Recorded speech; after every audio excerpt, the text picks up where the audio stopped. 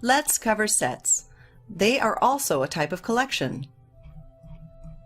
Sets are a type of collection. This means that like lists and tuples, you can input different Python types. Unlike lists and tuples, they are unordered. This means sets do not record element position. Sets only have unique elements. This means there is only one of a particular element in a set. To define a set, you use curly brackets. You place the elements of a set within the curly brackets. You notice there are duplicate items. When the actual set is created, duplicate items will not be present. You can convert a list to a set by using the function set. This is called typecasting. You simply use the list as the input to the function set. The result will be a list converted to a set. Let's go over an example. We start off with a list. We input the list to the function set. The function set returns a set. Notice how there are no duplicate elements. Let's go over set operations.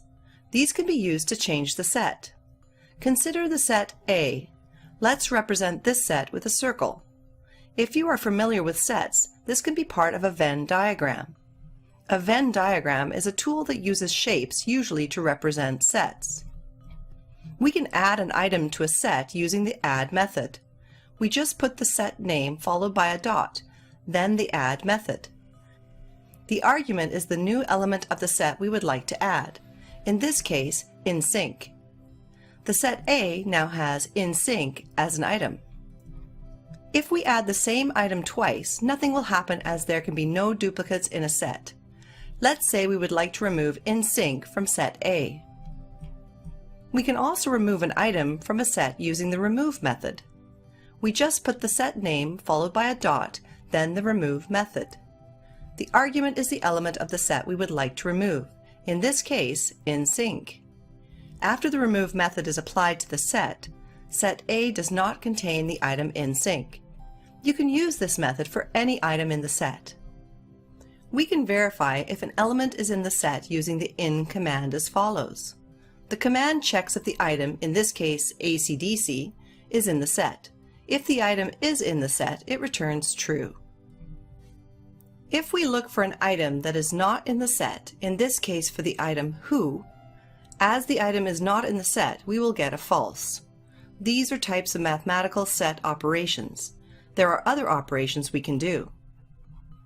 There are lots of useful mathematical operations we can do between sets. Let's define the set album set 1. We can represent it using a red circle or Venn diagram. Similarly, we can define the set album set 2. We can also represent it using a blue circle or Venn diagram. The intersection of two sets is a new set containing elements which are in both of those sets. It's helpful to use Venn diagrams. The two circles that represent the sets combine. The overlap represents the new set. As the overlap is comprised of the red circle and blue circle, we define the intersection in terms of AND. In Python, we use an ampersand to find the intersection of two sets.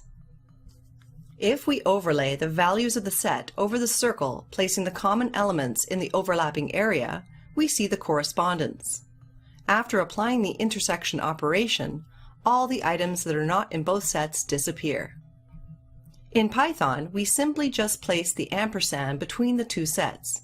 We see that both ACDC and Back in Black are in both sets. The result is a new set album, set 3, containing all the elements in both album set 1 and album set 2. The union of two sets is the new set of elements which contain all the items in both sets. We can find the union of the sets, album set 1 and album set 2 as follows. The result is a new set that has all the elements of album set 1 and album set 2. This new set is represented in green. Consider the new album set 3.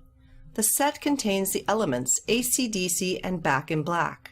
We can represent this with a Venn diagram, as all the elements in album set 3 are in album set 1.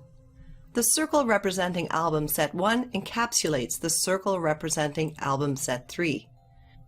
We can check if a set is a subset using the isSubset method. As album set 3 is a subset of the album set 1, the result is true.